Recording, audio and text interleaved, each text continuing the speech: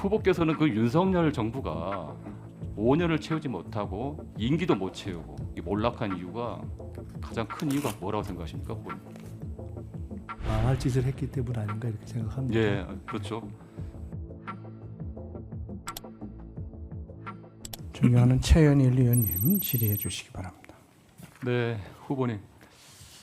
지금 후보의 이제 학력 프로필을 보면 이제 서울대 사회학과를 졸업하고 이게 이제 외국에서 하버드 케네디 스쿨 행정학 석사 94년부터 95년, 그 칭하대 또 석사를 마쳤고요.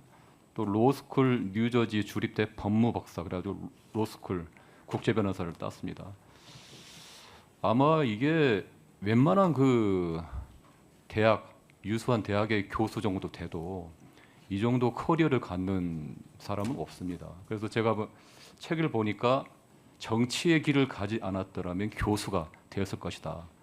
어릴 때부터 되게 학구열, 독서나 이런 걸 좋아했고 아마도 제가 보기에는 이제 정치적인 풍파 그리고 이제 그 최연소 15대 국회에서 최연소 국회의원 되고 또 38세 때 서울시장 후보 그 이후에 정치적 풍파로 인해서 늦깎이 이제 공부를 한 거다. 어떻게 보면 자의반 타의반이죠.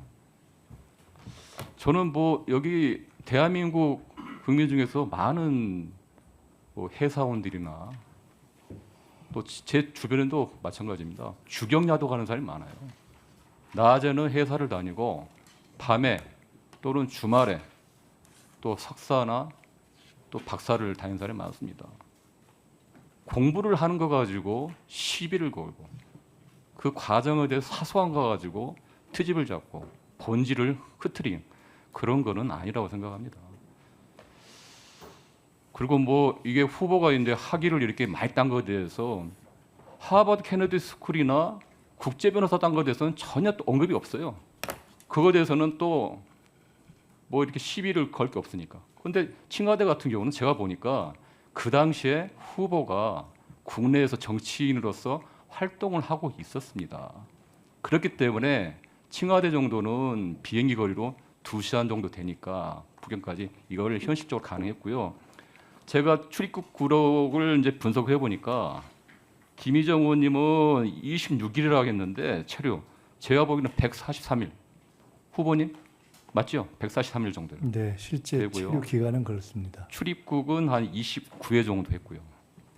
이게 지금 팩트고요. 왕복을 1일로 치는 계산법으로는 그렇게 숫자가 나오고 예. 실제 체류 기간을 하는 계산법으로는 지금 100일이 넘는 계산법이 나와서 지난번에 마치 법원에서 예. 일로 계산하냐 시로 계산하냐 뭐 그리고 이런 식으로 보시면 제가 됩니다. 하버드 케네디 스쿨이 얼마 어려운 대학입니까? 그리고 미국에서 로스쿨 다니고 얼마 그 정도 능력이면 칭하대 정도는 가능하죠. 그리고 후보께서는 미국과 중국에서 동시 국제적인 감각을 기르고 또 여기까지 왔죠. 칭하대 같은 경우는 지금 세계 대학 순위 10위입니다. 중국의 최고 명문 대학입니다. 이런 대학에서 석사학위를 아무나 줍니까? 커리큘럼이나 수업이나 이런 시험도 상당히 엄격하기로 유명한 대학입니다. 그래서 후보자 같은 경우는 지금 어떻게 보면 그 당시 정치인으로서 국내에서 활동하면서 짬짬이 시간을 내 가지고 국내로 오가면 물론 이제 어려울 때는 학교 측에 양해를 구하고 했겠죠. 그렇게 해가지고 동시에 한 겁니다. 이걸 오히려 칭찬하고 격려하고 또 이거를 붙돋아 줘야지 그걸 시비거리 된다는 거는 이건 청문회 본질에 안 맞는 것 같고요. 그 제가 보니까 또 아까 보니까 저기 칭하대에서 2007년 3월달 입학해가지고 2010년 6월달에 논문을 제출했고 그해 7월달 졸업했습니다. 공식 졸업 확인서가 증명하고 있고요. 아까 후보자 경력 기재 관련해서 실제 2007년에서 2010년에 석사관이 있었지만 2020년 선거 공부에는 석사 기간을 2009년부터 2010년까지 기재했습니다. 아마 이게 선관위 안내에 따라서 그러신 거 아닌가요? 그렇습니다. 예, 석사학위 받기 위해서는 반드시 거쳐야 하는 필수 학위 과정이 있는데 선관위 통상 이 기간을 뺀 순수 석사 과정을 기재한 겁니다. 요거는 선거를 치르는 사람은 다 상식입니다, 상식.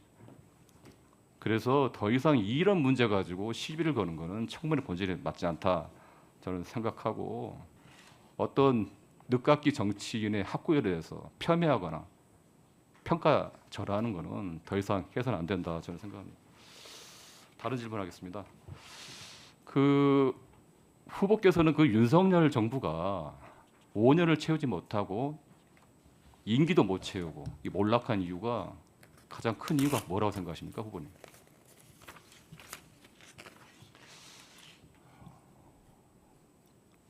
망할 짓을 했기 때문 아닌가 이렇게 생각합니다. 예, 그렇죠. 더 길게 설명하면 통합이 아닌 분열, 소통이 아닌 분열, 소통이 아닌 불통 때문이라고 저는 생각합니다.